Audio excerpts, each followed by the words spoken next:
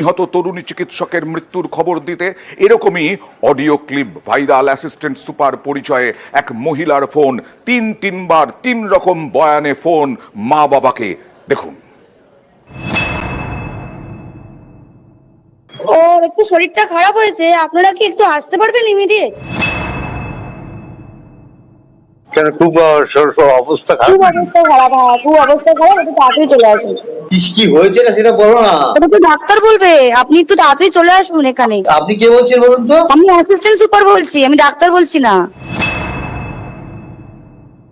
উনি সুসাইড করেছেন হয়তো, বা কিছু মারা গেছেন। অ্যাসিস্ট্যান্ট সুপার পরিচয় দিয়ে ফোন করা হয় আরজি করের ডাক্তারি পড়ুয়ার বাড়িতে। প্রথমে বলা হয় শরীর খারাপ, তারপরে অবস্থা খারাপ, শেষমেশ বলা হয় আত্মহত্যা। এই অডিও ভাইরাল, যা শুনে অনেকেরই প্রশ্ন, ডাক্তারি পড়ুয়ার মৃত্যুর খবরেও কি তাহলে ষড়যন্ত্র?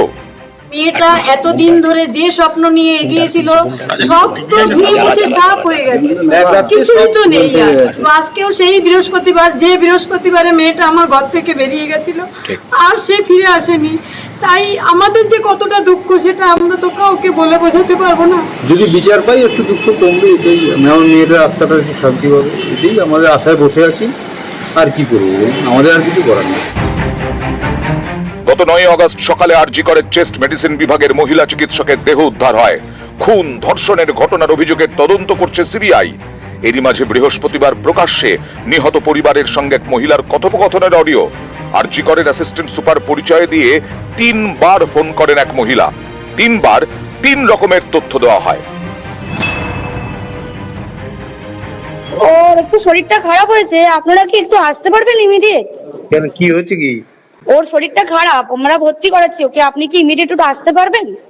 কি হয়েছে কি সেটা বলবেন তো? সেটা তো ডাক্তাররা বলবে আপনারা এলে।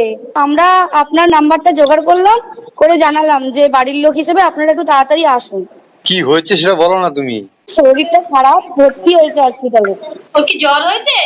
আপনারা একটু আসুন, জলদি চলে আসুন।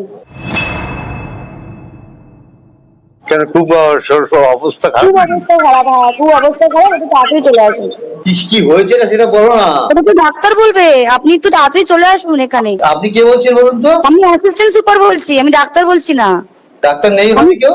আপনার মেয়েকে আমরা এমার্জেন্সিতে নিয়ে এসেছি, আপনারা আসুন, এসে যোগাযোগ করুন। ওর কি হয়েছিল কি? ও তো ডিউটিতে ছিল। আপনারা জলদি চলে আসুন, যতটা তাড়াতাড়ি পারবেন। উনি সুসাইড করেছেন হয়তো, বা কিছু মারা গেছেন। পুলিশ রয়েছে, আমরা হসপিটালে সবার সামনেই রয়েছি, ফোন করছি।